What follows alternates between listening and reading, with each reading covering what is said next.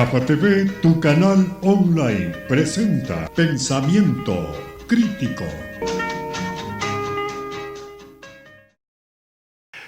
Bienvenidos a Pensamiento Crítico de GAFA TV Ecuador, este programa de análisis y opinión de los temas que nos preocupa y nos interesa a todos los ecuatorianos y al mundo, por supuesto, también. Esta vez he convocado a nuestros estudios al abogado, el doctor Carlos Medina. Carlos Medina está con nosotros para hablar un tema tan importante y que preocupa a todos, que es el andamiaje, el manejo, el curso de la justicia y de la fiscalía de nuestro país. Carlos, bienvenido, gracias por estar aquí. Para entrar, ¿cuál sería? Siempre se hace diagnósticos, siempre se hace percepciones. ¿Cómo le ve Carlos Medina, el abogado, el jurista, el manejo de la justicia, el manejo de la fiscalía en el Ecuador, ahora mismo, en mayo del 2024? Fernando, gracias por este momento, pero a ver, yo solo te voy a dar un ejemplo. Para mí vivimos quizá el peor momento en los últimos 20 y pico de años de la justicia, con ponerte un solo ejemplo. Fíjate cómo citaciones, la oficina de citaciones, hoy en día funciona, pero deplorable. Ese es un funcionamiento deplorable total. Cuando el famoso expresidente Moreno cometió, entre otras de sus barbaridades, eliminar Correos del Ecuador. Cuando Correos del Ecuador se encargaba de las citaciones, habíamos logrado una casi perfección de citar. Pero hoy hemos vuelto a un tiempo anterior, ya te digo, a no menos de 20 y pico de años. Hoy tú no sabes quién es el citador, te ponen cualquier razón para no cumplir, y simplemente vas a una oficina, impulsas, pero al rato te llega una citación que te dice dirección equivocada, no es la que corresponde y cualquier cosa. Eso solo te muestra el momento más crítico que vive desde mi punto de vista la justicia. La fiscalía, ni qué decir, o sea, la fiscalía tiene dos tipos de velocidades. Una de Fórmula 1 cuando son casos que le interesa sacar a la más media general, es decir, a los medios tradicionales, para que se haga el escándalo, inclusive rompiendo muchas veces el sigilo que debería haber con piezas procesales que deberían estar sometidas solo a la revisión de un proceso judicial. Es decir, tú sabes que cuando hay una indagación previa, por ejemplo, un abogado, sin que sea abogado de alguna de las partes, no puede revisar el proceso. Imagínate que ahora se ventilan los presuntos chats así como memes. Entonces, en esos casos, la fiscal es muy veloz. O sea, Verstappen le queda corto. Y en los otros, parece un respetable chofer de tracto camión que sube de la Loa a Quito, ¿no? De Santo Domingo a Quito. Es decir, lo va guardando, lo va poniendo ahí en congeladora hasta nueva orden. Y en ese contexto, Carlos, y tú nos cuentas porque eres un abogado activo, litigante, que está presente en los juzgados, en la corte, en los tribunales. ¿Qué hace el consejo, ese famoso consejo de la judicatura, que ahora mismo está el doctor encargado, ¿no? Álvaro, se me fue el apellido. Román. Álvaro Román Márquez, así se llama, ¿verdad? ¿Qué está pasando ahí? ¿Se ha corregido algo después de la salida de Terán y toda esa gente que dejó desmantelado el Consejo de la Judicatura? Ese movimiento de piezas simplemente para mí es un juego político, ¿no es cierto? O sea, más allá de mis respetos personales para Álvaro, nos conocemos, pero creo que una golondrina no hace verano, primero. En segundo lugar, acabo de escuchar algo que te pone en evidencia en lo que estamos. Ve, el Ecuador tiene, desde mi punto de vista, quizá puede estar equivocado, más de 220 y pico de cantones, ¿no es cierto? Y a raíz de esta consulta que en teoría el presidente tuvo una goleada, para mí es una victoria pírrica. Acuérdate de Pirro, el rey ese que tuvo una victoria tan terrible que parecía que perdió, ¿no es cierto? Y finalmente los romanos le expulsaron porque su ejército se diezmó de tal manera que un día perdió. Entonces, hay victorias y victorias. Entonces, ¿qué es lo que pasa? Una consulta de esa decía que todos los que van a crear jueces constitucionales para las acciones de garantías constitucionales, ¿no es cierto? Entonces, eso a propósito se va a aplicar en un año. Un año va a tomar eso, no es que es tan enseguida. Pero Álvaro Román acaba de decir que van a crear un concurso solo para 90 jueces constitucionales. Escúchame esto, eso no alcanza ni a un juez por cantón. Y que se van a gastar alrededor de, creo que unos 7 millones o 10 millones en total, 3 para el concurso, 7 para los sueldos. Porque además se debe crear una sala provincial en cada una de las 24 provincias. ¿Te imaginas? Entonces se vende eso como que ya a la vuelta de la esquina tenemos eso. Ningún abogado te va a decir que no quiere que haya jueces especializados en derecho constitucional. ¿Sabes cuántos jueces resuelven acciones de derecho constitucional actualmente? 1.800, según palabras del mismo presidente del Consejo de la Judicatura. Quiere decir que si crean 90 jueces, fíjate la carga procesal que va a haber para esos 90 jueces. Significa el 5% de los actuales jueces que resuelven, porque claro, actualmente te resuelve cualquier juez de lo civil, cualquier juez de tránsito, cualquier juez laboral te resuelve una acción de protección y eventualmente por apelación sube a la Corte Provincial, que tampoco tiene sala especializada. La consulta popular, tú hacías mención a la consulta popular, viéndolo bien, no hilando fino, viéndolo bien simplemente. Leyendo, diría yo. Y leyendo, digiriéndole bien. Fue simplemente una consulta para medir el nivel de aceptación y la popularidad del presidente con miras a las elecciones de febrero de 2025. Que goleó o le golearon es otro cuento. Pero ahora mismo se habla, le oía a la doctora Solanda Goyes, de la evaluación de los jueces. ¿Funcionará? Como ella dice, evaluar bajo 3 parámetros, plantea ella, el asunto de la cantidad, o sea, la cantidad, ¿no es cierto? El número de juicios que se despache, el asunto de la probidad, le pone otro elemento, y el asunto de la calidad también, pues, ¿no? Calidad, cantidad y probidad. ¿Funcionará eso? ¿Dará algún resultado o será tiros al aire? Dicen que el camino al infierno está lleno empedrado de buenas intenciones. Una alfombra, a lo mejor. Una alfombra quizá, pero bueno, yo siempre dudo de eso y perdóname que sea desconfiado, porque a la final en el camino se les filtran, ¿no es cierto?, cosas, porque creo que la coladera es muy amplia, ¿no es cierto? Entonces depende quién pase y quién no pase. Yo dudo de eso, es decir, creo que este momento... te repito, vivimos una situación de la Administración de Justicia que es, yo diría que es menos que buena. Y entonces no pidas de pronto que esas evaluaciones sean fuera de serie. A mí siempre me parece que cuando hay un sesgo partidista, no ideológico, porque todos tenemos una idea marcada, es decir, todos tenemos un corazoncito apuntando a uno o al otro lado. Permíteme ser desconfiado, no creo en eso, espero que sea cierto lo que van a hacer, porque a la final en el camino, ¿qué pasó con el anterior concurso que estaban haciendo para jueces de la Corte Nacional? Se cayó. Se cayó. Ahora están haciendo otro concurso. Vendrá otro presidente del Consejo de la Judicatura tal vez y votarán el que está ahí. ¿Y sabes por qué? Porque a la final en la evaluación desde mi punto de vista hay mucho que desear. El abogado Carlos Medina, que nos acompaña esta mañana, es escéptico, es...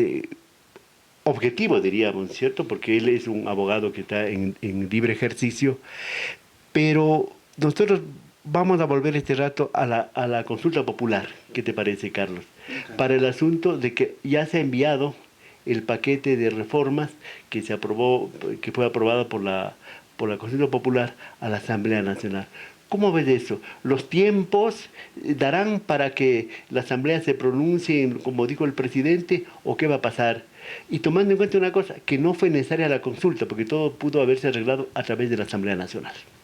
Bueno, recuerda que solo una pregunta, que era la que marcó ya desde antes el expresidente Lasso, que ya había pasado todo el proceso, es decir, la reforma esa parcial, que era mediante, por supuesto, primero la Corte le calificó la pregunta, mejor dicho, la reforma, pasó eso al Congreso, a la Asamblea, aprobó en 2 debates, y lo que hacía falta es que se apruebe en referendo, ¿no es cierto? ¿Qué es cuál? La que corresponde a la colaboración entre Fuerzas Armadas y Policía, que de paso te digo, eso también tiene 200 días de plazo para recién una reforma que se empiece a aplicar. Es decir, tampoco, y eso estaba en los anexos, a propósito. Primera cosa, porque Nos vendieron eso, las preguntas como que la solución. Como los contratos de los seguros. Yo siempre les digo, lean bien los anexos, porque los anexos está la trampa, ¿no es cierto? Entonces, primero eso. Segundo, lo que a poca gente le interesa hoy saber, y nunca se promocionó eso, es que el dictamen de la Corte Constitucional fue bien claro en los párrafos 322, 323, 324, 325 y 326. Le dijo al presidente que el colocar eso de que en 60 días obligatoriamente el Congreso debía aprobar o la Asamblea debía aprobar las reformas legales, porque él hizo preguntas de referéndum para reformas legales que las pudo enviar directamente al Congreso, como de hecho lo está haciendo en este momento, que no es un plazo fatal los 60 días. ¿Y por qué no es fatal? Porque simplemente el Congreso no puede renunciar a su derecho a aprobar en 2 debates, a discutir, a hacer consultas, por supuesto, a eventualmente no estar de acuerdo con alguna reforma. Se me ocurre que como parte de este populismo penal, al presidente se le ocurre decir quiero cadena perpetua o quiero pena de muerte. El Congreso no podría decir, es que como el pueblo se pronunció así, no, hay instrumentos internacionales que no permitirían eso, ¿no es cierto? Entonces, por ahí le escuché al presidente del Congreso que decía que ellos como que van a modular. No es modular, señor. Usted tiene el derecho a discutir y aprobar lo que corresponda de acuerdo a la lógica jurídica, de acuerdo a los instrumentos internacionales, eventualmente reformas que vayan encaminadas, por ejemplo, a endurecer penas, como aquí dice. Pero el presidente de la Asamblea es operador político legislativo, pues del presidente Noboa. Bueno, se le vio claramente cuando dijo que a mí me pareció terrible lo de Olón, ¿no? Yo conozco a la familia y sé que no habrán hecho nada malo. Y la gente de Olón, que él como no conoce a la gente de Olón, supone que la gente de Olón estaba protestando porque son malos. Debo yo inferir eso, ¿no es cierto? Entonces, sí, no me coge nuevo, o sea, de lo que se dice en la famosa farra de España, los 2 hijos del presidente del Congreso estuvieron en esa farra. Entonces, no es nada nuevo que las élites se junten, ¿no es cierto? Mientras a nosotros nos hacen el show de que presuntamente se pelean, es decir, arriba están dándose la mano, dándose besitos en la mejilla y no pasa nada. A propósito de show, Carlos, ¿qué te parece lo que pasó estos días en la Asamblea Nacional en la comparecencia a la Comisión de Fiscalización de la señora fiscal? Un asunto que ella fue a informar sobre el caso Madrina, pero que le cambió de nombre, ¿sí? Y el caso de León de Troya, ¿verdad? Y querían poner ahí en pantalla al ex asambleísta ahora juzgado en proceso de juzgamiento al señor Aliaga, así se llama. ¿Qué te parece ese espectáculo y de show que vivió el país en la Asamblea Nacional, tomando en cuenta que la señora fiscal sí es una mujer que más allá de lo técnico jurídico también tiene participación política? Bueno, que es una operadora política, nadie lo niega. Oye, está ayudando a eliminar a potenciales candidatos o a acabar con ciertas corrientes ideológicas para dar facilidades al presidente, creo yo.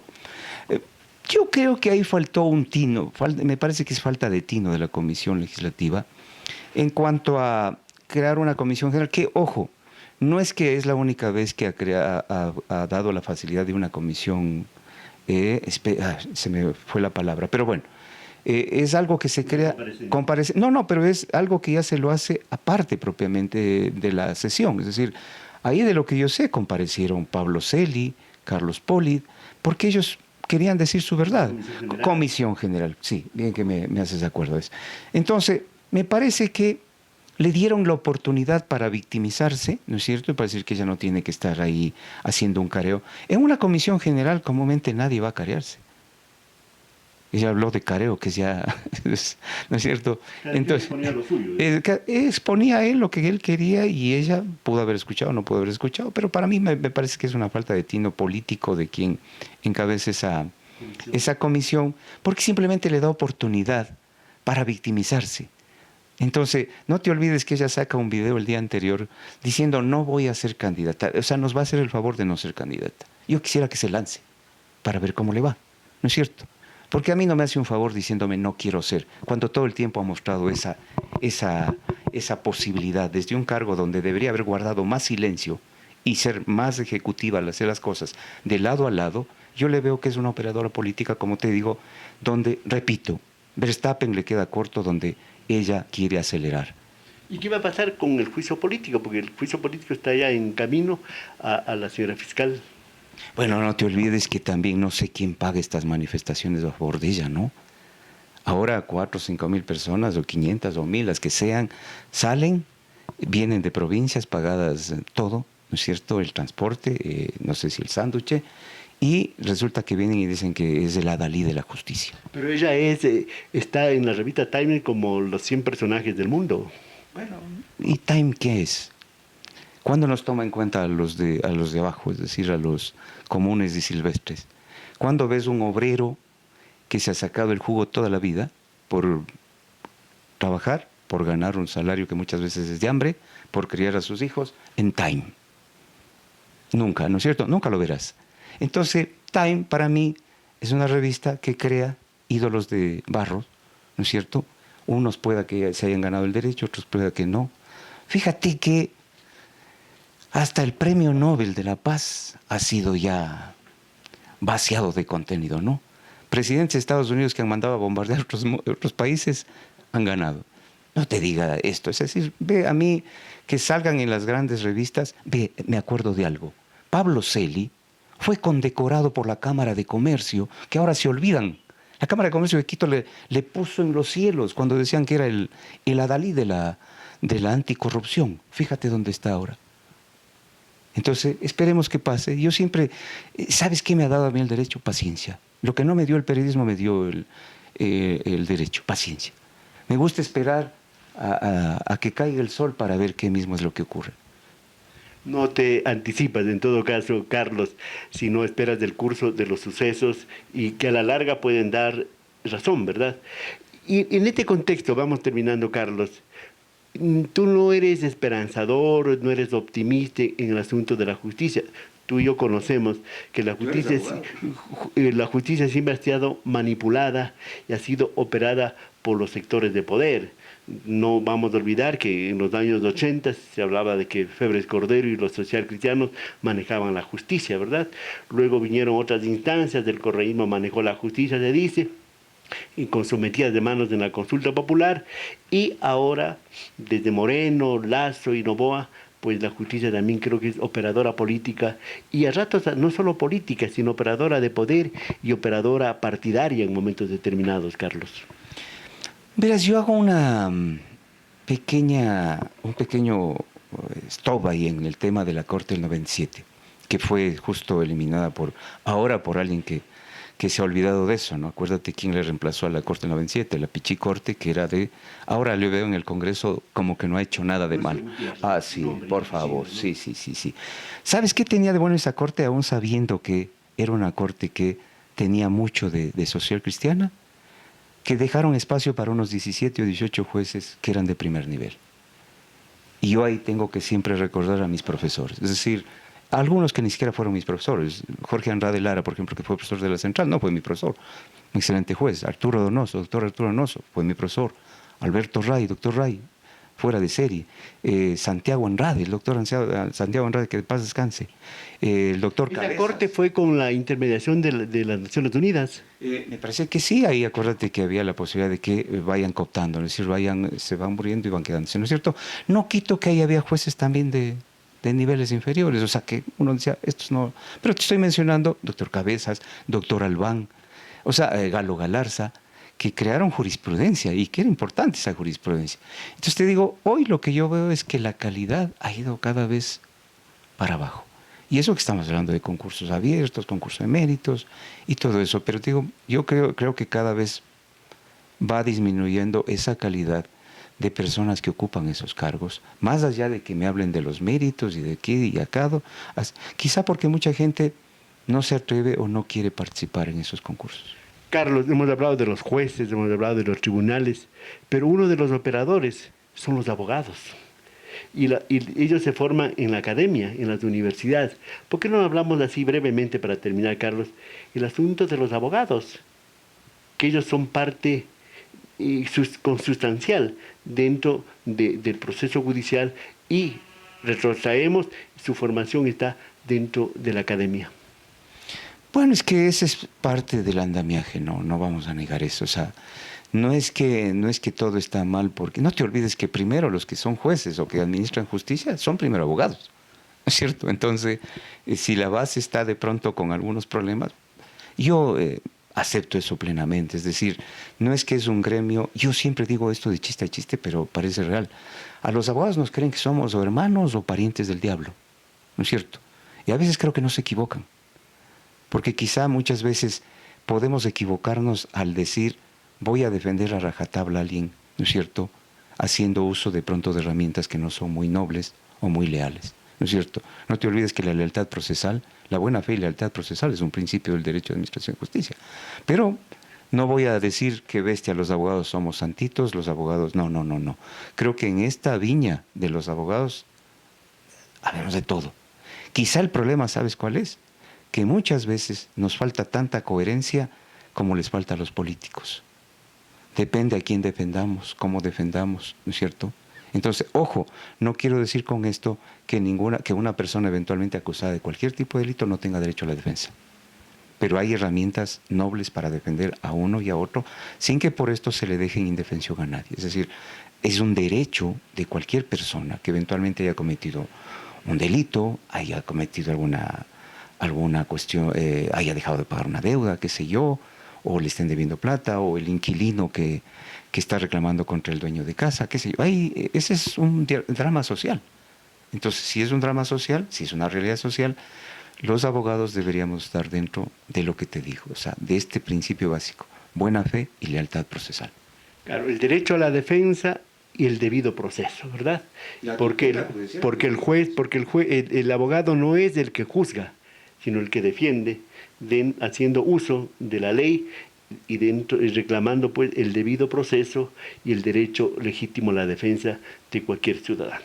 Señoras y señores, esta ha sido la comparecencia del colega periodista, colega abogado Carlos Medina, quien ha comparecido en Pensamiento Crítico de GAFA TV Ecuador. Un tema realmente apasionante del asunto del derecho, y sobre todo cuando se dice las cosas de frente y cuando no se está de por medio defendiendo intereses de uno u otro lado, respecto, digo, a los poderes de turno, respecto a los espacios de poder que se manejan en nuestro país. Carlos, gracias por haber venido, muy amable. Señoras y señores, hasta aquí Pensamiento Crítico de hoy en GAFA TV Ecuador, el programa, el espacio periodístico y comunicacional de análisis y opinión de los temas que nos preocupa y nos interesa a todos los ecuatorianos. Hasta la próxima.